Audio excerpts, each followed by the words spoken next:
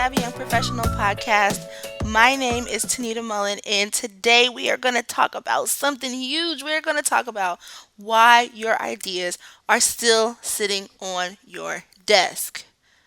I know you probably need some help in this arena. We all do. We all have ideas that are sitting on our desk that have been there for 4 or 5 months, and for some reason, we just can't seem to get going on projects and ideas. So, if you want to learn a little bit more about how to get your idea from your desk into the real world, stay tuned.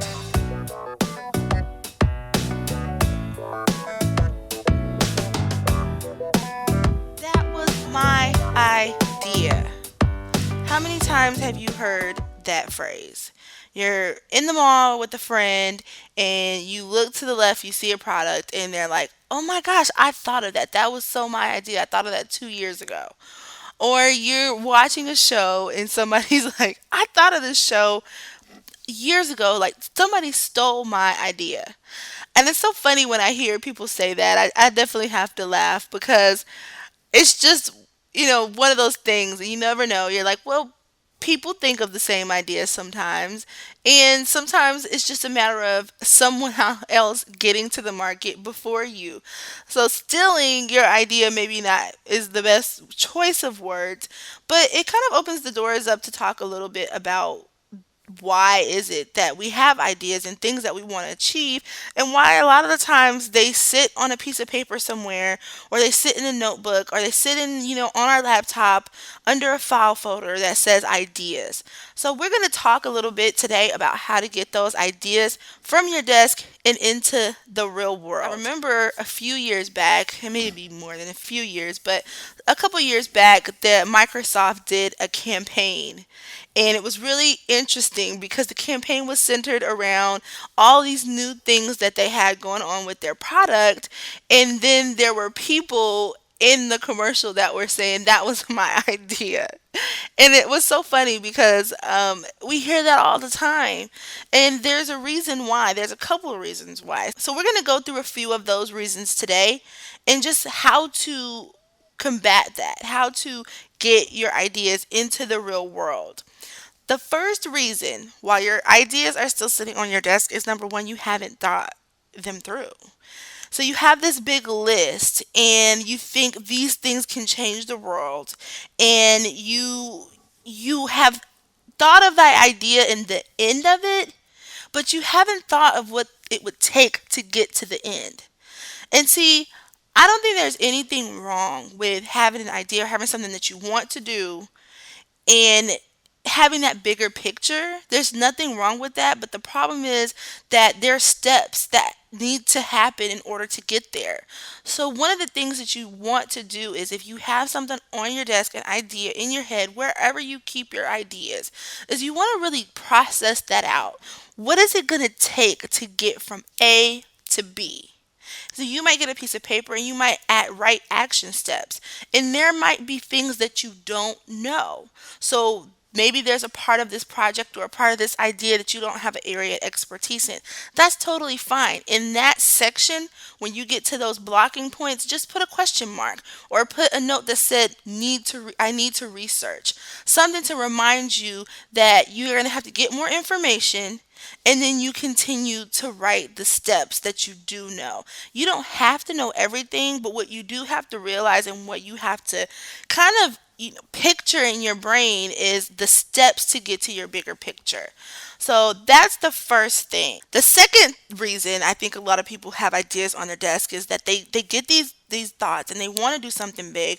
They go and do the research and they have stepped these things out, and they realize that, oh wow, this has been done before. Now this is really interesting. I'm a big fan of the show Shark Tank. I watch it all the time, and I just remember one episode on there when I believe it was either Mark Cuban or Mr. Wonderful. No, it was Mr. Wonderful. He said, Kevin O'Leary, he said, there's not anything that they see that's new that comes on that show. There's not a new product. I mean, it's 2015. I'm pretty sure a lot of the things that you can think of, ideas, whether it be a product, an event, whatever it is probably a version of that out there somewhere. And I think that's where people get kind of discouraged because they feel like if it's already out there, then why do the work and make it happen? And I don't believe that. I think that every mind is unique and you are your own person. There will never ever be a duplicate of you. So if you have an idea that you feel like you really want to try to think of a way that is different. Try to spin that idea in a different way. You see people do this all the time. Having an angel investor is not new. But the thing that is new is having a platform where anybody has the opportunity to invest in a business. So that would be your Kickstarter kind of model. So don't get discouraged if you see something out there that's your idea. You just have to really sit back and think about what you can bring to the market. What can you bring to this idea that's different and unique?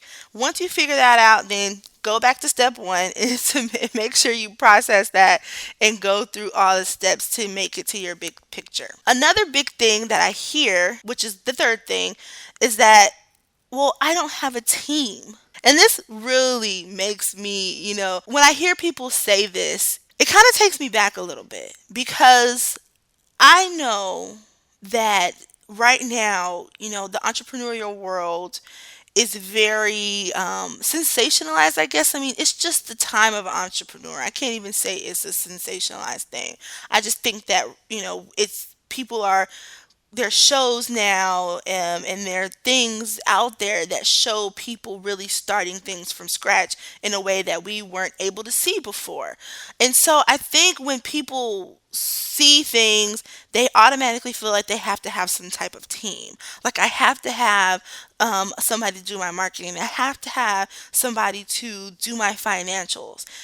Whatever it is, whatever idea that you have, and this goes for people not even in the entrepreneurial space. If there's something you want to do, sometimes you're going to have to wear many different hats. Even if it is your job to be the marketing person and then you have to come up with a new concept and maybe you don't know graphics. Maybe you're not a Photoshop pro.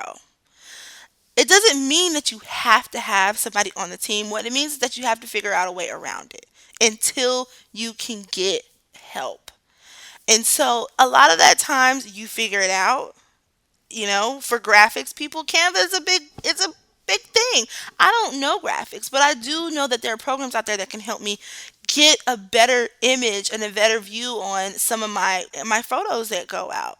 And so I use those things. You don't need a team to make your ideas happen. Sometimes it goes all the way back to the number one thing, which was that you have to think your idea through. And where you see gaps, outsource what it is that you need. So, for instance, it was a time that I was working on a project and I didn't know really graphics. I didn't really understand how to, make up the graphic part that I wanted to do, like the logo and, put the colors together. I didn't really understand how to make that an actual product or produce that. So what I had to do was I had to find someone that could help me, guide me, or I had to research and find online tutorials, go, find a book or find some kind of guide that can help you. You don't need a team to do anything when you're first starting. You are the team. You are pretty much going to be wearing so many different hats when you start a new project idea, a business, whatever it is that you're starting new. Sometimes you have to wear many hats and you have to be prepared for that. So don't get caught up in the idea that you have to have this team of people when you're just starting out. The fourth thing that I want to talk about is just the idea that there are everyday distractions. Okay, this is just as simple as it gets. TV, your favorite shows, American Idol, or whatever it is that you watch every week. Those things are going to be there, and those things are some really big distractions. So when you are trying to do something, when you're trying to get your idea from paper into the world, into real life, finish a project, whatever it is that is your idea that you need to get out and done, you've got to eliminate the distractions. And it's not TV for everyone. I just use that as an example because, Scandal is a real big show right now, and How to Get Away with Murder, all these different shows and things that are on right now. It's so easy to fall into sitting there and watching TV for 3 straight hours. It can happen, but you have to eliminate those distractions until you get to a point of the project where you feel like it's about to wrap up. And the only way that you could do that, with the TV, for example, is to DVR it, record it, watch it at a later date, watch it online when your project is finished. For me, a lot of the times my distractions definitely are Instagram. And surprisingly enough, podcasting is sometimes serves as one for me because I get in a zone sometimes and I'm really listening, soaking in information or reading a book or an article.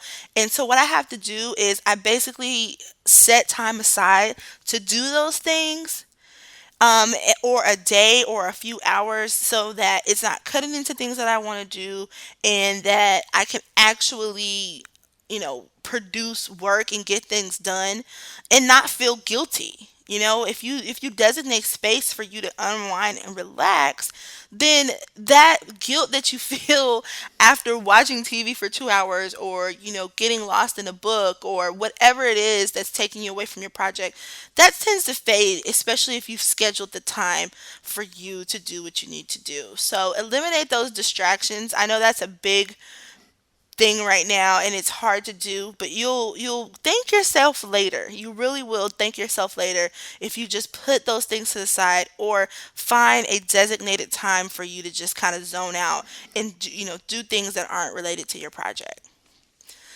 The last thing that I want to talk about is pretty big, and it has to do with money. So many times I hear people talk about the things that they want to do and ideas that they have, and the number one thing that I hear people say is that I wish I had X amount of dollars to make this idea happen. This is what I want to say. There are so many products, services, businesses, sh- entertainment shows, books, magazines, everything, food products, and things that we consume that were started by people who did not have money to begin with. You cannot let money be the number one thing that is going to stop you from achieving your goal. Money will come later, but the work has to come first because even if you had $1 million to kick an idea off, it's not going to stop the even if you had $1 million to kick an idea off, it's not going to stop the fact that you are going to actually have to do work. You're going to actually have to do action and make things happen in order to get to your goal. So money doesn't do that. Money makes things easy. Yes, but money can never replace the actual work that has to be done when you're trying to start something. So maybe it is that you want to start a new website. Um, yeah, you can have money to pay for the hosting, but who's going to write the content? Who's going to come up with the cool ideas and the videos and all the things that go into creating and developing a new site? I mean, that happened with me in the online space. It's different because things aren't as expensive to get started, but there's still work that has to be done. There's still blog posts that have to be written and podcasts that have to be recorded. There's still content that has to be created in programs, and that money cannot make that happen. Can't make that easier for me because it's my idea and I'm trying to get it off the ground. I have to do that legwork. So what I will tell you is, don't let money be that distraction. There are tons of places that you can go and get loans. Try the SBA. There's all kind of small business incubators in different cities. Look it up. Go on it. Use the Google Use the Google and find out where you can get this money if it is money that you need. But don't let that be the mental story that you tell yourself. Don't let that be the block to stop you from doing what you want to do. So let's just go over these one more time. These are a couple of reasons why your ideas are sitting on your desk. Number one, you haven't thought the idea through, and we talked about some ways that you can do that. Number two, you get, blocked. You get this thing in your head that it's been done before, and so you can't bring anything new to the table, which is so untrue. The third thing is you have no team. You don't have an entourage. How can you make your idea happen without an entourage? And we kind of, debunk that myth. That's so not true. Your favorite show is on. Distractions. Your favorite show is on TV, friends, family, parties. You already know what you have to do. Make time for fun, but make sure you're doing that work and make sure you're looking at your ideas and your projects and you're getting them off the ground with action. And then the fifth thing is just money. People feel like they're not a millionaire, they can't get things happen, but they can't make things happen. But everyone started from somewhere, and even if they didn't, even if someone, and I'm going back into this because this is just my pet peeve here, but even if someone started out with money, there's still work that has to be done when you see the finished product. So don't let the money be a distraction. If you enjoyed these tips, if you have some extra tips, if you have other things that you kind of want to talk about or stories to share, please go over to thesavvyYP.com. Also in the comment sections, I will leave a link to the blog post that goes with this, the show notes, and make sure you click to tweet. I just added that. So if you really like this show and you are on Twitter and you want people to hear it, there's a click to tweet button in the show notes. All you have to do is hit it and boom, everybody can hear this podcast.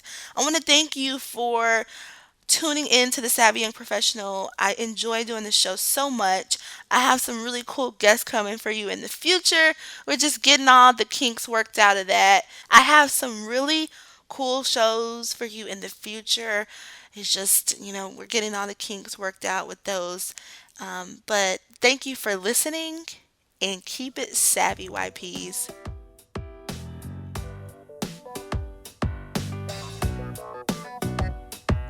You can find all the links and resources mentioned in this podcast in the show notes.